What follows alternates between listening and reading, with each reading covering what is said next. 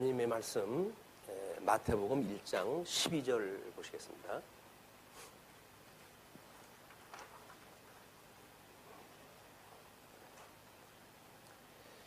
예, 12절 바벨론으로 사로잡혀간 후에 여고냐는 스알디엘을 낳고 스알디엘은 수스바벨을 낳고 우리는 지금 족보를 확인을 하고 있습니다. 우리 로마서에서 사도 바울이 이야기한 것처럼 예수님이 혈통적으로는 다윗의 자손으로 오셨고 성결의 영으로는 죽은 자 가운데 살아나심으로 하나님의 아들로 인정되어졌다, 이렇게 이야기를 합니다. 그래서 우리 예수님은 두 가지 이제 그 신분과 직임을 통해 가지고 구원의 역사를 이루는 것이 마태복음의 내용인데요. 우리 주보에 대열이 문답 42문을 소개해드렸어요. 왜 우리의 중보자를 그리스도라 하였는가? 우리의 중보자를 그리스도라 한 것은 낮아지시고 높아지신 그의 신분에서 그의 교회의 선지자와 제사장과 왕의 직분을 행하게 하시려고 한량없이 성령으로 기름 부으심을 받고 성별되시어 모든 권세와 능력을 충만히 받으셨기 때문이다, 이렇게 정의를 내리고 있습니다. 그러니까는 우리 마태복음의 주제가 중보의 삼직을 통한 그리스도 증거라고 이렇게 이야기를 했잖아요. 이 중보자, 우리 예수 그리스도의 이 중보자 되신 분은 일단은 두 가지 신분을 가지셔야 돼요. 하나는 비하의 신분, 그리고 하나는 성기의 신분입니다. 그래서 우리 예수님이 이 땅에 이제 출생하시고, 그리고 고난을 받으시고, 그 다음에 죽으시고, 그 다음에 부활하시는 것, 이 부활이 여기 승기서부터 부활이 돼요. 부활, 음부 하강, 이렇게 보통 이야기합니다. 음부에까지 내려가셨다, 뭐 이렇게 이야기 되어져 있기 때문에. 그래서 예수님의 비하의 신분과, 그죠? 이거 비하의 신분과 또 하나는 성기의 신분인데 이 두 가지를 다 가지고 오신다 그랬어요. 그래서 여기서 사흘 만에 사망 권세를 이기시고 부활하시고, 그리고 승천을 갖다 하셔요. 그리고 하나님 보좌 우편에 계시다가 저리로부터 산 자와 죽은 자를 심판하러 오신다라고 재림까지가 예수 그리스도 성기의 신분이거든요. 그러니까는 예수님의 통시적으로 봐가지고는 그냥 이런 역사적 맥락이에요. 역사적 맥락으로 해가지고 예수 그리스도의 신분이 소개가 되어지는데, 이 신분에 대한 내용만 가지고는 안 되니까 지금 이제 그 복음서 기자들이 이것이 만약에 어떤 통시적인 개념이라고 했다고 한다면, 통시적인 개념이라고 했다고 간주했을 때 예수님이 이 땅에 이렇게 오셔가지고 했던 공시적인 그런 그 개념을 정리했다 한 거예요. 그것이 마태복음에서 이야기했던 지금 직임을 통해 가지고 예수를 그리스도로 증거한 내용이다, 그 이야기였었죠. 그 다음에는 뭐 마가복음의 신분, 그 다음에 누가복음의 사역, 요한복음의 품위, 소위 이것이 우리 기독론이라고 하는 주제입니다. 교리 신학에서 이야기하고 있는 이제 그 기독론의 주제들인데, 이 주제를 지금 복음서 기자들이 이걸 밝혀낸 거예요. 근데 계명주의 시대가 끝이 나고 사람들의 이성이 발달을 해 나가다 보니까 이렇게 해가지고는 하나님을 배울 수 없다는 겁니다. 어떤 믿음의 행위가 나타날 수가 없다는 거예요. 그래서 이걸 역사적 예수, 이 역사적 예수가 소개돼야 이제 예수를 뭐 롤 모델로 삼고, 그리고 어떤 믿음이 활성화되어지는 그런 신앙생활이 가능하다라고 주장하는 자들이 등장을 했다 해요. 이게 자유주의 신학이라고 이렇게 해서 자유주의. 자, 이 자유주의자들이 주장하는 역사적 예수는 이 놀라운 중보자의 어떤 이런 공시적인 입장에서의 모든 내용들을 벗겨버리자, 그 얘기예요. 그리고 그냥 역사에서 나타난 예수님의 이야기만 하자, 그런 그 이야기거든요. 근데 뭐 말이 되는 것 같아요. 그런데 이분들은 예수님이 죽었다가 부활했다는 사실도 믿지 않고요. 그 다음에 뭐 그분이 성천에 계시고 뭐 나중에 재림하신다든지 이런 걸 전혀 믿지 않는 사람입니다. 그냥 역사적 그 내용만 가지고 예수님을 우리가 잘 살펴가지고 그분이 어떤 분인가에 대한 걸 우리가 연구를 갖다 해야 그 예수님을 닮고자 하는 신앙생활이 가능하지. 이런 전제를 가지고 복음서를 쓴 그 내용을 가지고는 신앙생활이 불가능하다. 근데 이렇게 판단을 내렸어요. 그런데 이 사람들은 자주간 끊임없이 어떤 신령한 세계 또는 초월되어진 세계 이걸 믿지 않는 사람들이에요. 합리주의자들로. 그런데 우리가 마태복음을 지금 이 중보의 직임을 삼직을 통해 가지고 예수가 그리스도라고 증거하다 하니까 이 자유주의자들이 등장한 이후 이미 신비로운 세계를 다 이제 갉아먹고 뭐 철학도 그 어떤 관념의 세계를 갖다 이 지상으로 끌고 내려왔다고 그렇게 이야기할 정도거든요. 그냥 살아서 움직이는 소위 이 사람들이 말하고 있는 실존주의 사상에 아주 철저한 사람들이에요. 이렇게 우리가 살아가지고 호흡하는 것이 중요하지 그 뒤에 또는 그 이상에 무슨 문제가 있냐 그런 그 이야기예요.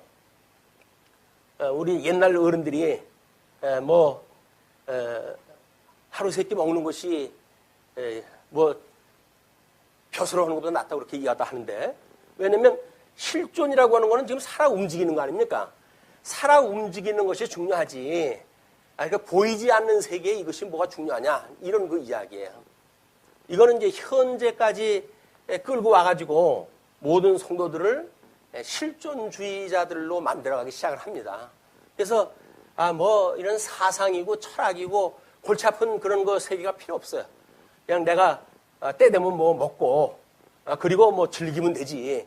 이렇게 하는 이 해 아래서 살아가는 그거를 인생의 전부라고 생각하는 이런 불쌍한 인생들이 지금 우리 예수님을 모르고 살아가는 사람들의 세계예요.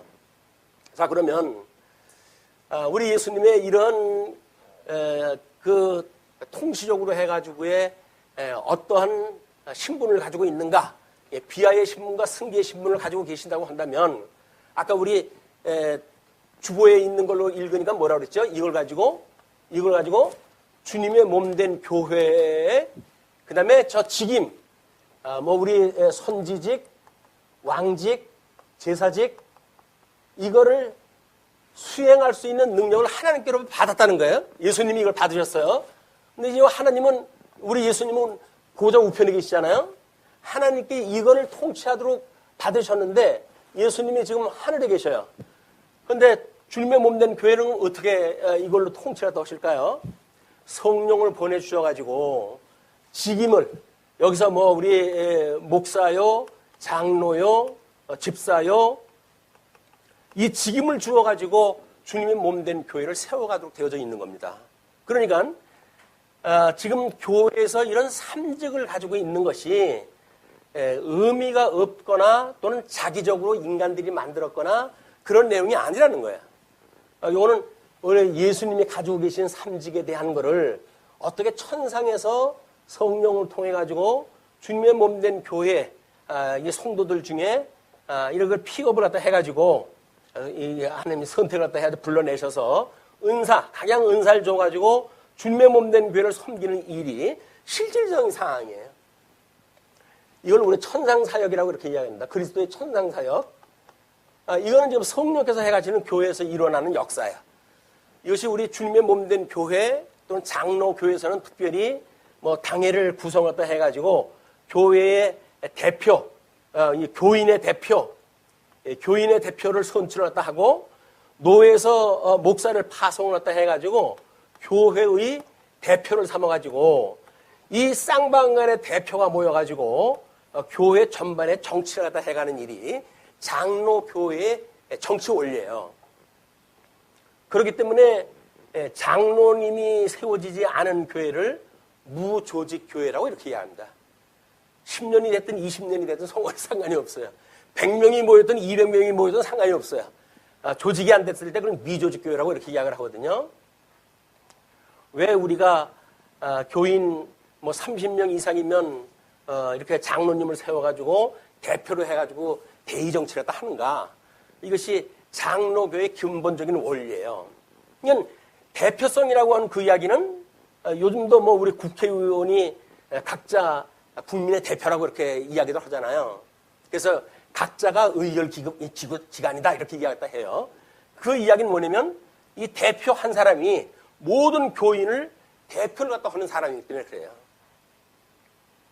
그런데 이제 우리 이런 그 일을 이루시는 역사가 과연 그냥 이렇게 우리 시간 세계 속에서 예수님이 승천하시고 그리고 세월이 흘러가지고 65년에 어떤 그 화재 사건이라든가 70년의 성전 회파라든가 이런 것 때문에 어쩔 수 없이 이 복음서가 기록되어졌는가?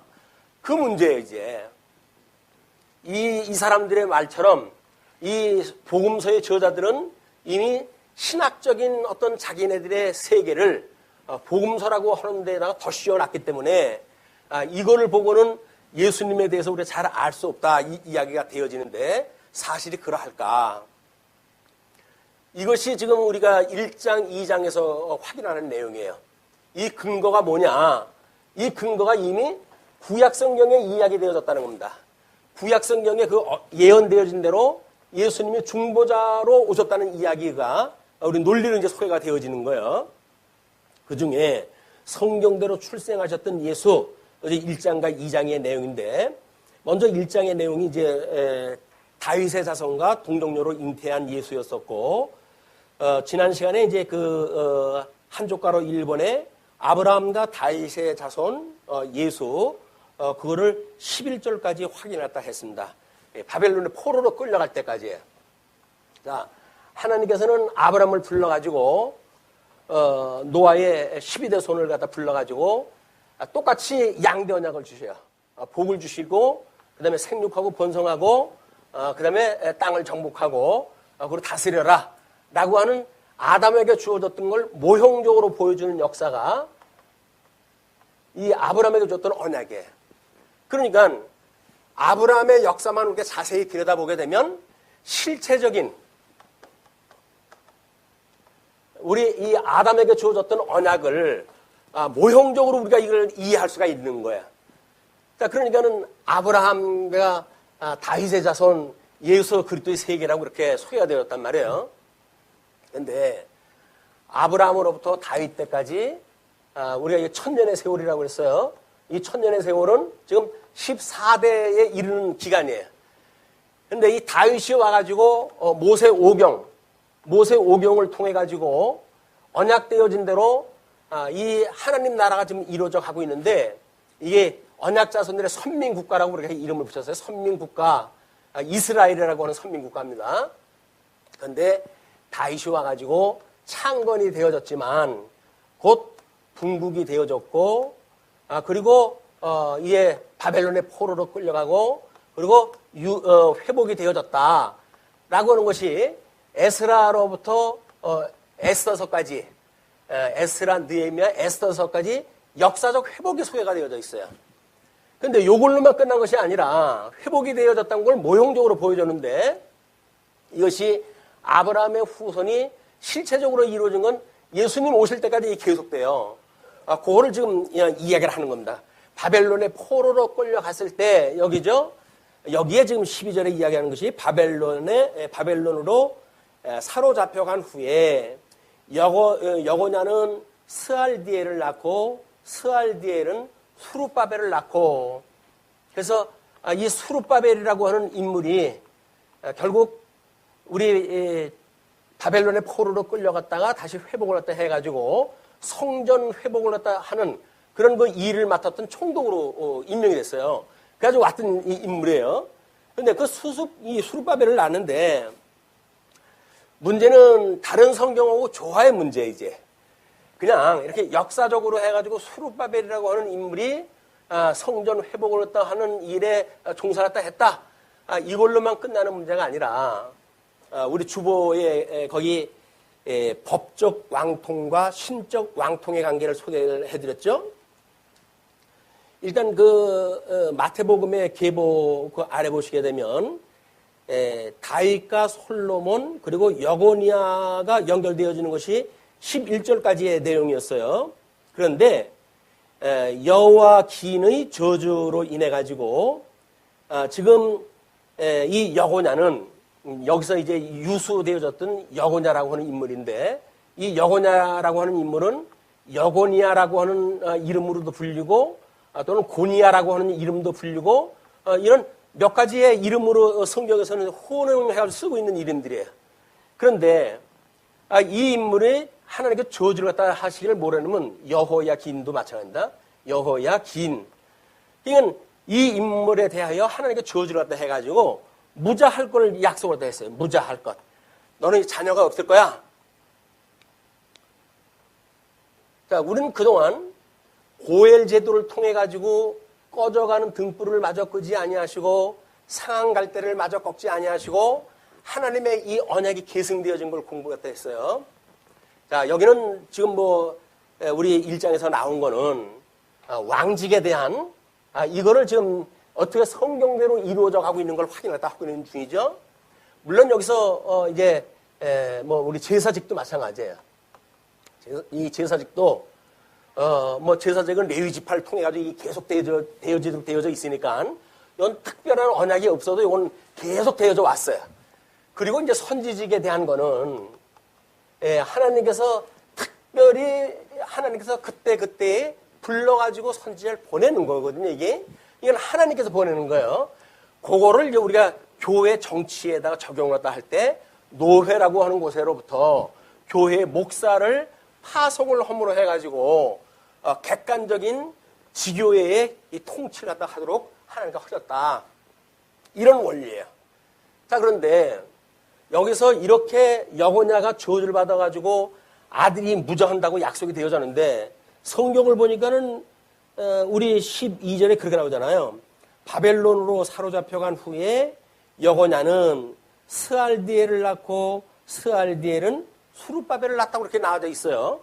그러면 무자하겠다고 하는 하나님의 약속과 지금 마태복음 1장에서 소개되어지는 계보와 충돌이 생겨버려요.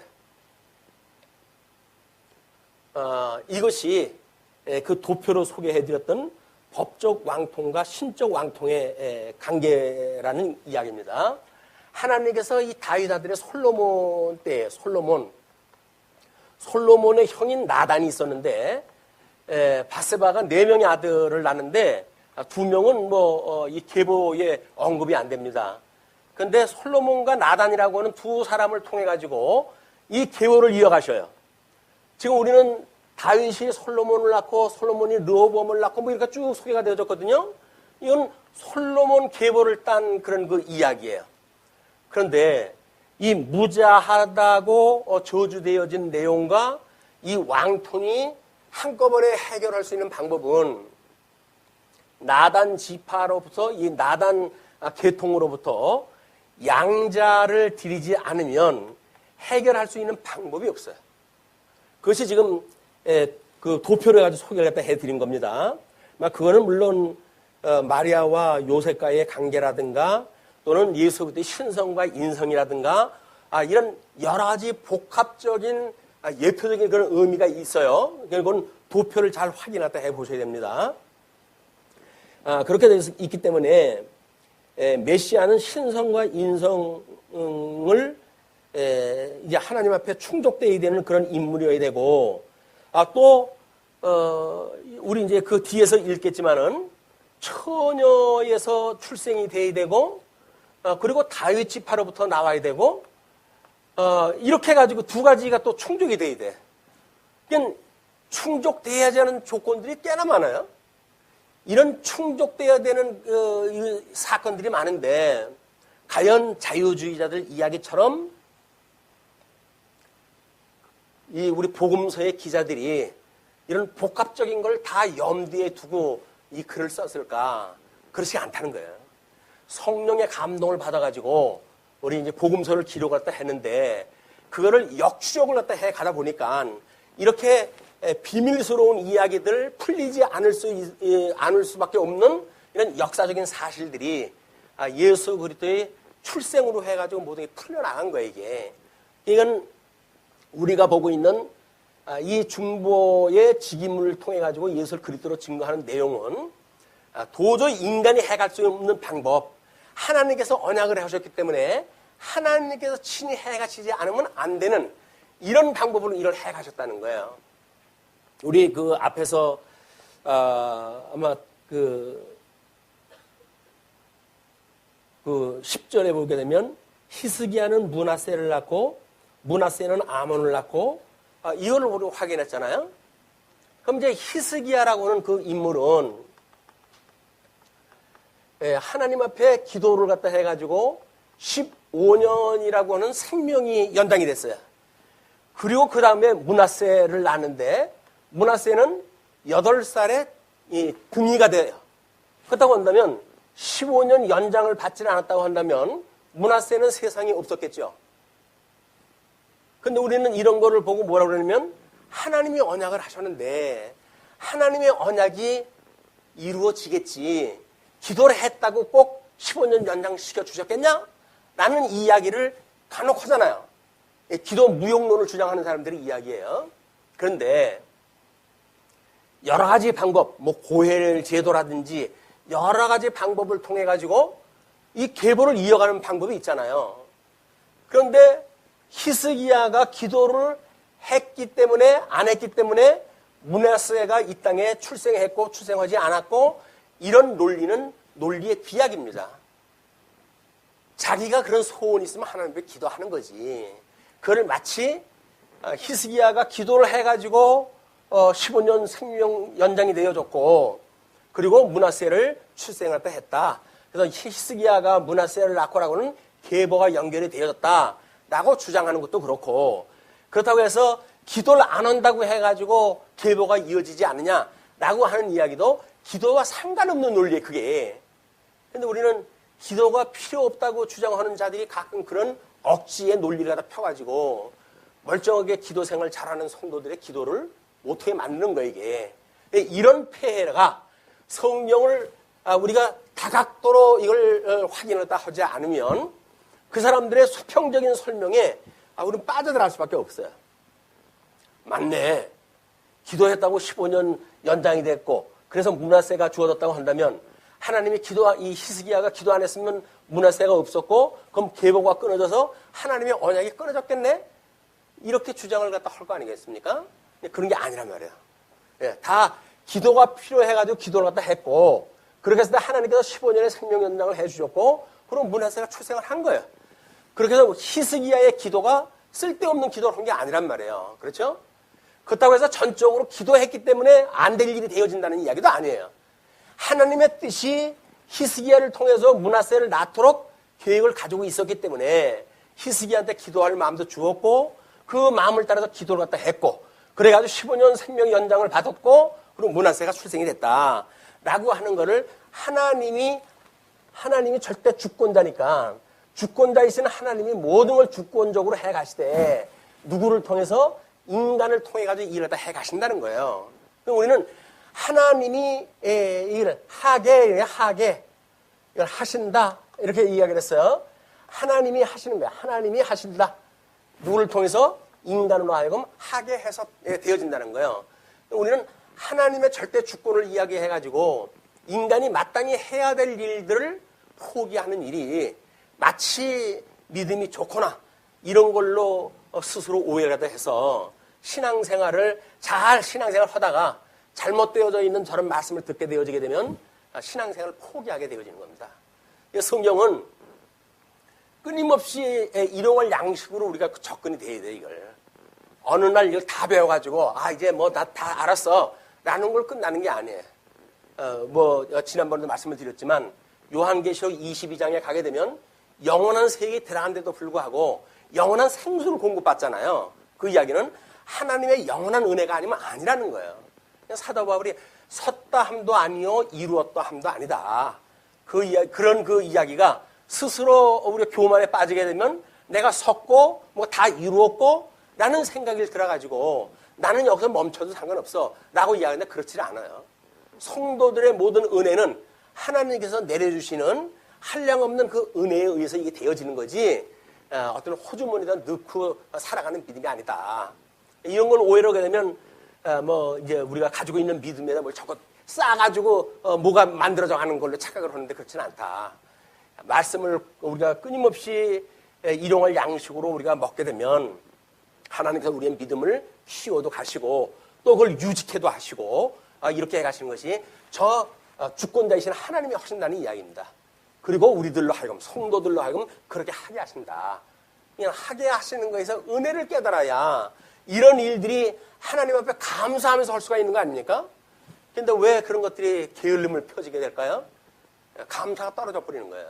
이제 은혜가 없고 뭔가 내가 뭘 이루었다고 생각을 했을 적에는 하나님의 은혜가 더 이상 필요치가 않아요. 그게 우리 한국 교회에 지금 어떤 칭의와 또는 성화라고 하는 두 개의 이런 그 주제 설명이 모순을 일으키는 그런 그 과정들입니다. 이 칭의라고 하는 그것과 성화라는 건 똑같아요. 그래서 끊임없이 우리는 출애굽을 갖다 했을 때 6월절 그런 그 잔치를 이제 이 하나님 나라의 백성으로 살아갈 때 이때도 6월절을 지키느냐 안 지키느냐에 따라서 하나님께서는 그거를 의로 여기시느냐 불의로 여기시느냐를 가늠을 갖다 하셔요. 우리 출애굽을 갖다 할 적에 6월절을 지켰죠. 그러나 이 6월절에 했던 이 6월절에 했던 거를 시내산에서 올라와가지고 뭐에다 줍니까 이걸 십계명 돌판에다가 십계명에다가 서문으로 이걸 갖다 이야기를 하잖아요.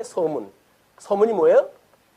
내가 너희를 열조와의 언약을 기억을 하고 애굽의 종노릇한 너희를 불러낸 여호와야. 이걸 기억하라는 거거든요. 그걸 기억하기 위해서 십계명을 10가지 조항을 줬어요. 그러면 이쪽 우리의 선민국가 하나님 약속한 가나안 땅에 들어오게 되면 십계명을 지키는 게 우선일까요? 아니면 서문에 대한 거대로 하나님이 어떠한 분인가를 깨닫는 것이 중요할까요? 하나님을 깨닫는 건 별 필요가 없어요, 이제. 왜? 그냥 10가지 줬으니까 10가지 그 계명만 지키면 된다고 믿는 거예요.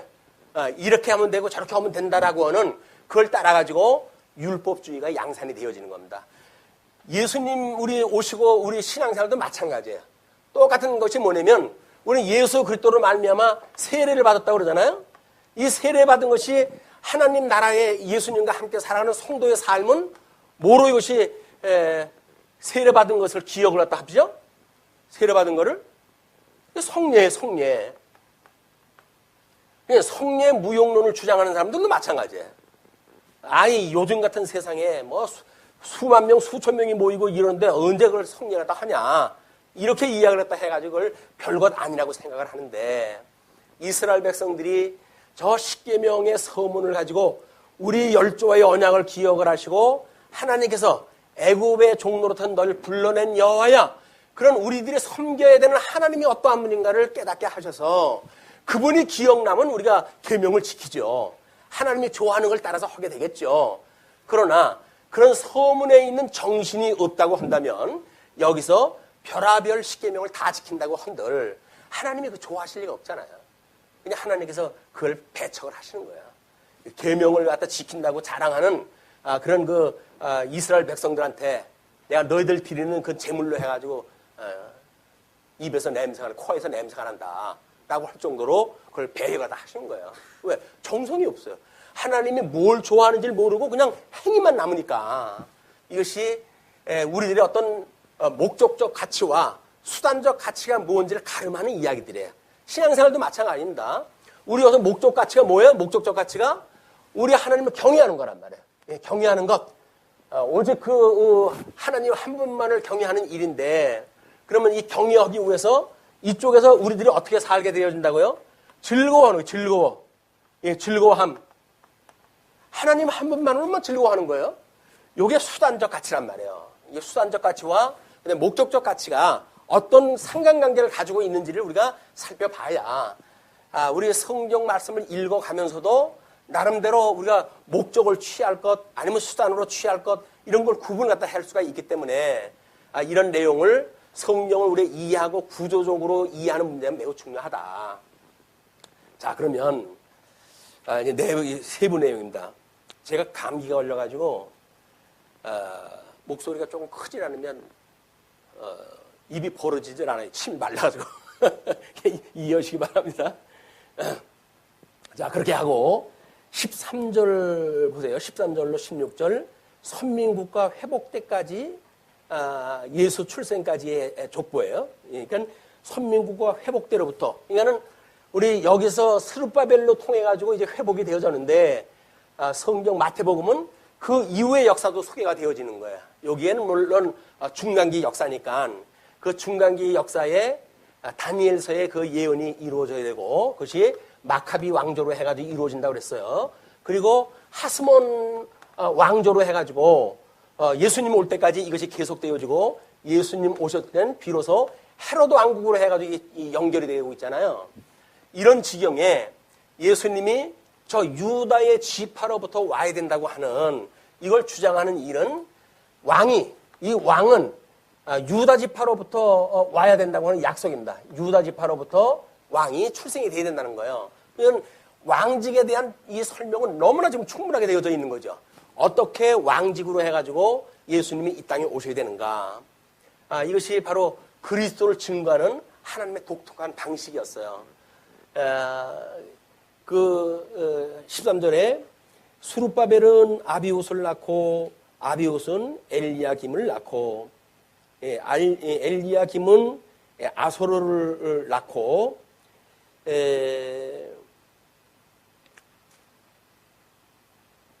그 다음에 아소르는 사독을 낳고 사독은 아킴을 낳고 아킴은 엘리옷을 낳고 우리 구약성경 역사서에서 취급되지 않는 인물들이 쭉 나옵니다. 이건 중간기에 우리 예수님의 대를 잇기 위한 저 유다 지파로부터의 왕직을 가지고 있는 사람들의 명단이기 때문에 그래요. 그러니까는 하나님께서 선민국가 회복을 갖다 해가지고 이제는 우리가 이 광복이 되는가 보다 했더니 메데, 바사, 그 다음에 헬라, 그 다음에 뭐 디아도코이 이런 걸로 해가지고 이스라엘이 끊임없이 공격을 당하고 있지 않습니까? 주권을 상실하고 그러던 차에 이제 마카비에 의해 가지고 안티오코스 4세가 성전을 더럽히는 그런 그 일들을 수전하기에 이르렀고 그리고 하스몬 왕국이 등장하다 한 거예요. 이때는 다윗이 그 하나님이 약속했던 가나안 땅 차지했던 것만큼의 면적을 이 사람들이 다 차지했어요. 그러니까 외관상으로 보게 되면 이제는 우리가 다윗 때와 같은 통일 왕국을 이루겠구나라는 생각을 가질 수가 있겠죠. 이런 생각을 가지고 있었는데 우리가 그 네나팔에 대한 거를 소개를 했다 하면서 이들이 뭘 잊어버렸다고 그랬죠? 여전히 이걸 잃어본 거예요. 하나님이 왜 불러내가지고 나라를 세워가는지 저 약속을 잊어버리게 되면 지네들의 인간관계, 이해관계를 가지고 왕국을 세운다고 생각이 들어가지고 형제의 난이 발발하고 그걸로 인해 가지고 다른 나라에 손을 벌리는 바람에 결국은 성전이 훼손되어지는 이런 불상사가 이루어지는 이런 비극의 역사를 우리가 보게 되어집니다. 이것이 아니라 지금 마태복음에 소개되어지는 그 왕의 우리 그 약속을 따라서 되어진다는 거예요. 우리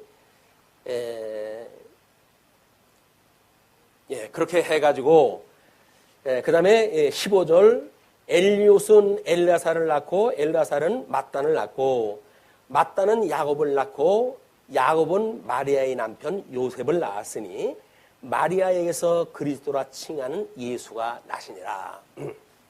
자, 다른 사람은 낳고 하더니 예수님은 마리아에게서 나시니라 이렇게 이야기를 했어요.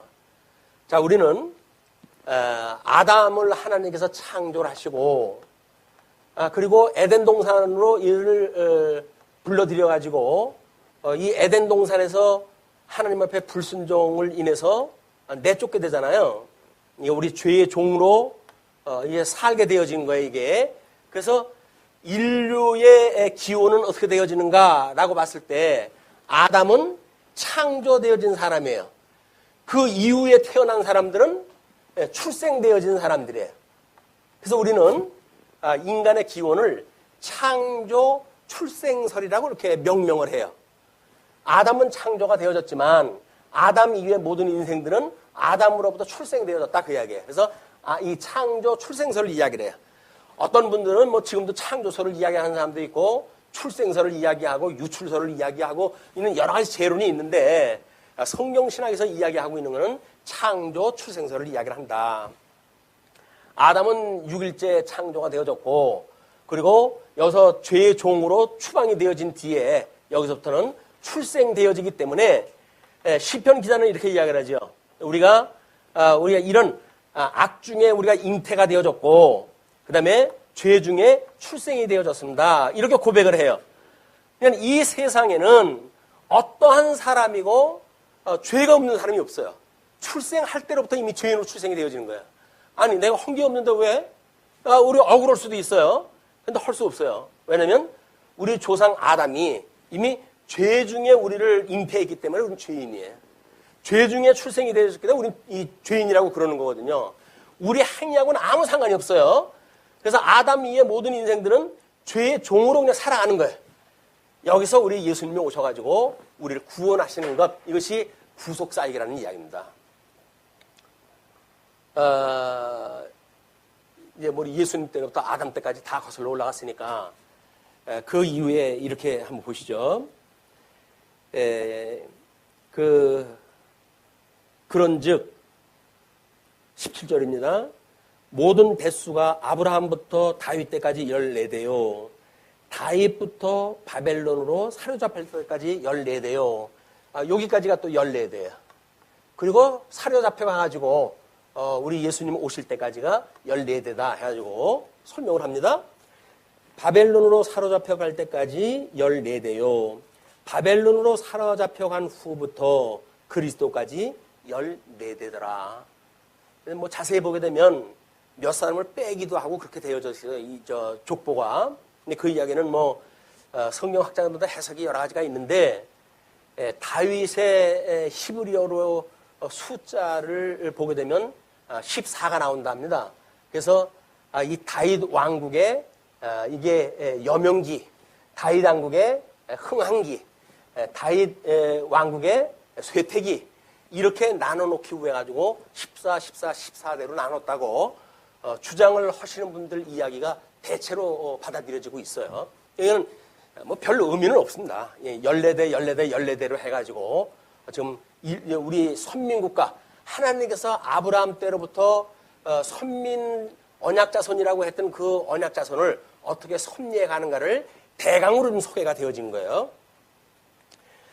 자, 여기까지가 혈통적으로는 다윗의 자손으로 오셨고 라는 것이 설명된다고 한다면 18절부터는 이제 다른 개념으로 소개가 되어집니다. 우리 18절에 대한 거를 25절까지 동정녀에게 잉태된 예수라고 이렇게 소개를 갖다 해드렸어요. 그래서 1장 19절 동정녀에게서 나신 예수가 소개가 되어집니다. 예수 그리스도의 나심은 이러하니라. 여기서 그 나심이라고 하는 이야기나 1절에서 예수 그리스도의 계보라라고 했던 거나 똑같은 이야기, 단어가 똑같아요. 그렇게 이야기했다 해서 예수 그리스도의 나심은 이러하니라. 그의 어머니 마리아가 요셉과 약혼하고 동거하기 전에 성령으로 잉태된 것이 나타났더니, 우리 약혼했다고 하는 그 이야기는 히브리 사회에서는 결혼한 거와 같은 법적 제재를 받는다고 그렇게 이야기를 했어요. 그래서 거기서 만약에 이혼을 하게 되면 이혼 증서를 써줘야 되는 상황입니다. 그렇게 해가지고 약혼을 갖다 했는데 동거하기 전에, 결혼하기 전에죠. 성녀로 잉태된 것이 나타난 거예요. 근데 기가 막힌 일이죠. 이거 지금 기가 막힌 일이 벌어진 거예요. 그의 남편 요셉은 의로운 사람이라 그를 드러내지 아니하고 가만히 끊고자 하여, 지금 의로운 사람이라고 한다면 율법대로 살려고 애를 쓰는 사람들이에요. 그러면 요셉이 그 마리아의 사태를 알았다고 한다면 어떻게 될까요? 율법대로 한다고 한다면 돌로 쳐서 죽여야 되는 거예요. 돌로 쳐서 죽여야 되는데 그 요셉은 그를 드러내지 않고 가만히 끊고자 했어요. 이제 뭐 드러날 일이면 드러나겠지. 이렇게 해가지고 이제 끊고자 했는데 이 일을 생각할 때 이렇게 해가지고 고민 얼마나 했겠습니까? 이거 어떡하냐. 이거 정말 하나님의 명령을 따르다니 돌로 쳐야 될 것이고 그렇지 않다면 사랑하는 여인인데 그걸 살려주다니 이제 법을 어기는 거고 아주 입장이 곤란해졌을 거예요. 고민을 갖다 하면서 생각을 할 때 주의 사자가 현명하여 이르되 그때 이제 주의 사자가 등장을 합니다. 뭐 주의 사자가 인간의 모습으로 등장을 했는지 천사의 모습으로 등장했는지는 모르겠어요. 마리아에게 등장을 했던 그 사자는 천사라고 소개가 되어져 있는데 요셉에게 등장했던 사람은 특별히 그것이 명시가 안 되어져 있어요. 그래서 사람들은 좋은 소식을 전한 일이니까 아마 마리아에게 잉태 소식을 전했던 그 천사가 아닐까 이렇게도 생각을 한답니다. 그런데 그 사자가 현몽하여 이르되 다윗의 자손 요셉아, 이 다윗의 자손 이걸 이야기를 해. 다윗의 자손 지금 요셉아, 내 아내 마리아 데려오기를 무서워하지 말라. 그에게 잉태된 자는 성령으로 된 것이라. 성령으로 됐대요. 자, 그런데 아들을 낳으리니 이름을 예수라 하라. 이는 자기 백성을 그들의 죄에서 구원할 자이심이라 하더라. 아들을 낳으면 그 이름을 누가 지어줘야 되죠? 친부가 지어줘야 되죠. 근데 하나님께서 대신 이름을 가르쳐줘요. 예수라고 지으래요. 그거는 예수님의 친부가 누구라는 이야기예요? 하나님이라는 이야기예요. 그리고 그 양자권을 누구한테 주냐면 요셉한테 주는 거예요. 그렇게 해가지고 예수라 해라. 그리고 이는 그가 자기 백성을 그들의 죄에서 구원할 자이심이라 하니라. 이 모든 일이 된 것은 주께서 선지자로 하신 말씀을 이루려 하심이니 이르시되 보라 처녀가 잉태하여 아들을 낳을 것이요 그의 이름은 임마누엘이라 하리라 하셨으니 이를 번역한즉 하나님이 우리와 함께 계시다 함이라. 이 문제는 아주 어려운 그런 그 난제예요. 왜냐하면 우리 이제 예수님이 오셔가지고 다윗의 자손으로 오셨다고 해가지고 제자들이 막 증거를 하고 그러지 않았겠어요? 유대인들이 뭐 우리 복음을 증거할 때마다 3,000명, 5,000명 막 회개하고 돌아오는 역사가 일어나고 그러지 않습니까? 그다 유대인들이었거든요. 그 사람들한테 제일 복음으로 받아들였던 것이 처녀가 아들을 낳으리니 이름을 예수라 하라 라고 이야기했던 거예요. 임마누엘이라 했더라. 그걸 이제 성경 구절에서 인용을 했다 했는데 이사야서 7장에 있는 이야기입니다. 이사야서 7장에 이제 유다가 지금 북쪽 이스라엘과 아람 왕국이 남쪽 유다를 공격을 했다 해올 때예요. 그러니까 아주 위기에 처해 있을 때입니다. 이때에 선지자 이제 이사야가 그 아하스한테 이렇게 이야기를 해요. 너 징조를 갖다 구해라. 하나님께서 너희를 갖다 이제 무너뜨리지 않고 지켜주실 거야. 그러니까 징조를 구해. 그랬더니 아하스가 잘난 척하기를 나는 그렇게 못하겠다. 하나님을 내가 시험할 수 있냐? 이게 못 구하겠다는 이야기예요. 그때 하나님께서 그럼 내가 친히 그걸 주겠다.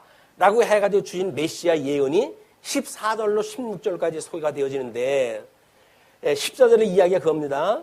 그러므로 주께서 친히 징조를 너에게 주실 것이라. 보라 처녀가 잉태하여 아들을 낳을 것이요 그의 이름을 임마누엘이라 하리라. 똑같죠? 이건 왜냐하면 우리 이 중간기에서 구약성경을 뭘로 번역했다고 그랬죠? 구약성경을 이걸 헬라어로 번역을 했다 그랬어요. 헬라어. 그것이 70인역이에요. 이 70인역으로 번역을 했다 했을 때 지금 마태는 요 성경을 인용을 했다 해가지고 성경을 마태복음을 썼으니까 요 성경 그대로 써가지고 인용을 했다 했을 거 아닙니까? 그러니까 처녀가 아들을 낳았다고 그러는 거예요. 유대인들한테 복음을 증거할 때 봐라. 너희들이 보고 있는 성경 이거 맞지? 가지고 헬라어 70인역을 보여줬어요. 이사야가 뭐라고 이야기했지? 처녀가 아들을 낳게 된다고 그랬지? 그때 임마누엘이라고 그랬지? 그것이 예수님이야. 라고 이야기하는 할 얘기가 없는 거예요. 자기네들이 보고 있는 그 성경 내용하고 똑같이 일이 이루어졌잖아요. 할 말이 없는 거야. 그런데 사실은 히브리어 원문에 보게 되면 거기서 처녀라고 쓴 용어가 대체적으로 젊은 여자라고 많이 쓰는 이 단어예요, 그게. 그래가지고 하도 이 기독교인들한테 시달려가지고 그 사람들이 성경을 70인역 대신에 헬라어 성경 우리가 새로 만들자 해가지고 이 원어 성경을 전부 헬라어로 번역했다 했어요. 그게 얌니아 회의에서 받아들여져가지고 그 사람들이 보는 헬라어 성경하고 기독교가 보는 헬라어 성경은 달라요. 구약 성경이. 왜냐하면 그들은 처녀가 아니라 젊은 여자가 아기를 낳으니 이렇게 이야기가 된 거예요. 근데 사실은 젊은 여자가 아기를 낳는 것도 그게 무슨 의미인지 역사적으로 이것이 일단 성취가 돼야 될 거 아니에요. 그때 아하스라고 하는 임금 때 이제 이런 것이 주어졌는데 아하스라고 하는 그 왕이 이거를 제대로 알고 있었는지 아니면 그 이후에 어떻게 일이 이루어졌는지 그걸 자세히 성경에 기록하지는 않아요. 그녀는 이스라엘 백성들이 이거에 이제 이 아이가 거기서 그 뭐라고 그럽니까? 뒤에 그 15절에 그가 악을 버리며 선을 택할 줄 알 때가 되면 엉긴 적과 꿀을 먹을 것이라 대저 이 아이가 악을 버리며 선을 택함을 알기 전에 내가 미워하는 두 왕의 땅이 황폐하게 되리라. 그래서 북쪽 이스라엘과 그 아람 왕국이 무너질 걸 갖다 예언을 갖다 했어요. 그러면 사실 이 구약 성경에서 처녀가 아기를 낳는 것이 표적적으로 좋죠. 징조로 준 거니까. 근데 그것이 중요한 겁니까?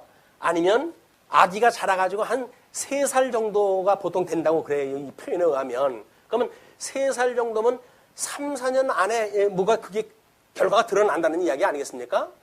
그러면 망한 것, 그 아람 왕국하고 북이스라엘이 망한 것이 중요한 건가요? 아니면 여자가 아기를 낳은 게 중요할까요? 이 사람들은 확인될 수 있기 때문에 망한 게 중요한 거예요. 그걸 그때 이사야 선지자가 이렇게 예언했다 했더니 이것이 하나님의 뜻이었구나. 하나님의 예언대로 된 거로구나. 이걸 알 수가 있는 거 아니에요. 그냥 구약 성경에서는 그렇게 중요하지 않아요. 근데 예수님한테로 넘어오니까 예수님이 우리 그 처녀에서 태어나가지고 메시아다. 구약 성경에 언약되어진 메시아다라고 하는 걸 증거할 때는 이거는 끝없이 증거가 되야 되잖아요. 이건 3, 4년 안에 이걸 확인될 수가 없어요. 예수님이 처녀에서 낳았다고 하는 그 이야기는 죽을 때까지. 그래서 우리는 동정녀 마리아에게 낳으시고 이렇게 고백을 하잖아요. 동정녀 마리아에게 낳았다는 이야기를 우리는 대대로 지금 신앙 고백을 하고 있으니까 3, 4년 안에 이것이 확인할 수는 없는 거란 말이에요. 근데 구약 성경인 역사적 배경에 의할 것 같으면 젊은 여자라고 하더라도 문제가 없어요. 예. 왜? 여기서 이렇게 해가지고 약속대로 그 아람 왕국과 북이스라엘이 멸망됐으니까 표적이 성취가 되어졌기 때문에 젊은 여자가 되든 처녀가 되든 문제가 없는 거예요.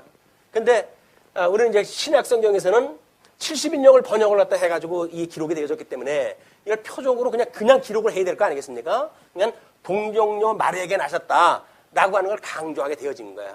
그래서 우리 천주교에서 이제 성모 마리아의 사상, 예수님이 하나님인데 그 예수님 엄마 아니에요, 마리아가. 그러니까 마리아를 대신 중보 기도도 부탁을 했다 하고 마리아한테 축복도 받으려고 하고 이런 문제가 만들어진 거예요. 성모라고 하는 그 예수님을 출생한 여자한테 포커스가 맞춰져가지고 생물학적 처녀냐 아니냐 이거에 포커스가 맞춰가지고 신학이 왜곡되어지기 시작을 하는 거예요. 중세에 중세뿐만 아니죠. 지금도 우리 천주교 쪽에서는 이 성모 마리아의 사상이 대단하잖아요. 그렇기 때문에 이런 것이 왜 이런 그 문제가 발단이 되느냐. 이게 70인역 번역을 그대로 인용한 마태의 작업으로부터 일이 발단이 시작이 됐다. 이걸 아시게 되면 꼭 동정녀 마리아에게 낳았다라고 하는 걸 우리가 그래야만 된다라고 하는 그 이야기는 별로 중요하지 않다. 왜? 구약성경 원문에 의할 것 같으면 히브리어에 의할 것 같으면 처녀든 젊은 여자든 이것이 두 가지 같이 쓸 수 있는 단어이고 뿐만 아니라 거기 까만색으로 이렇게 했죠. 알마라고 하는 거는 처녀인 부툴라와 다르다. 히브리어에서는 그 알마라고 하는 단어가 써져 있는데 거기서 특별히 처녀를 강조할 때는 부툴라라고 하는 단어를 썼대요. 근데 그렇지 않고 알마를 썼다고 하는 걸로 보아서는 젊은 여자가 낫다고 하는 것이 구약 역사를 설명하는 데는 더 쉽다. 왜? 구약의 예수님처럼 처녀가 아기를 낳은 일은 없을 거 아니겠어요. 그러니까 그 이야기를 젊은 여자가 아기를 낳고 걔가 한 30살 됐을 때 북쪽 이스라엘과 아람이 무너졌고 이제 하나님의 섭리였다라고 하는 걸 깨달았다고 한다면 우리 예수님이 왔을 때 그 내용도 그렇게 이해를 하면 문제가 없다라는 생각입니다. 자, 그리고 이제 24절 요셉이 잠에서 깨어 일어나 주의 사자의 분부대로 행하여 그의 아내를 데려왔으나 아들을 낳기까지 동침하지 아니하더니 나음의 이름을 예수라 하니라. 동침하지 않았다는 이야기는 뭐예요? 여전히 표적적인 걸 유지하기 위해 가지고 요셉이 동침을 하지 않고 예수 날 때까지 그렇게 지냈다는 이야기를 허물어 해서 예수님이 구약 성경의 그 예언의 말씀처럼 이게 그 젊은 여자가 됐든 동정녀가 됐든 그래서 출생이 됐다. 그래서 출생되었던 그것이 구약 성경의 예언대로 이루어졌다는 이야기입니다. 예. 오늘 그 정도까지만 이야기를 하고